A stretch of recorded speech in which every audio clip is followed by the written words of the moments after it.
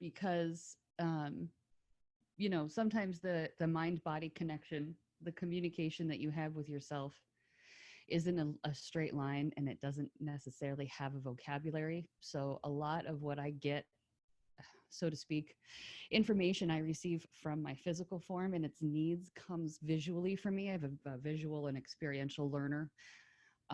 That's just the way I am. So lately I've been feeling extensions.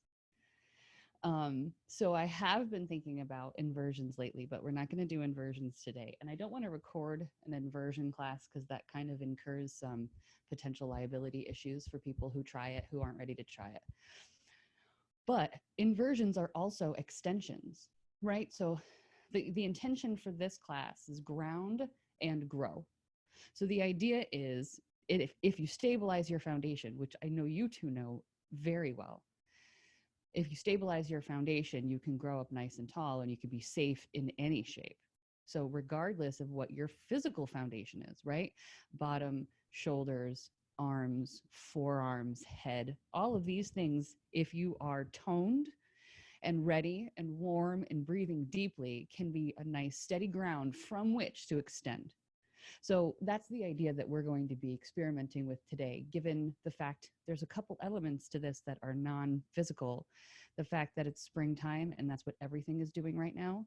The fact that we're stuck at home.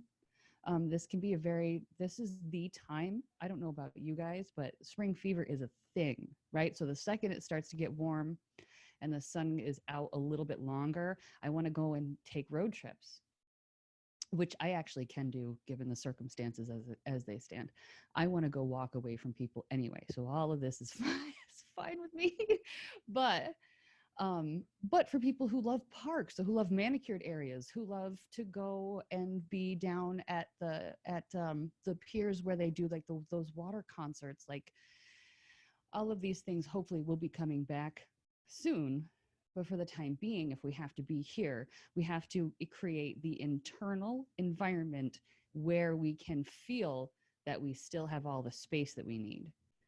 And that, of course, is another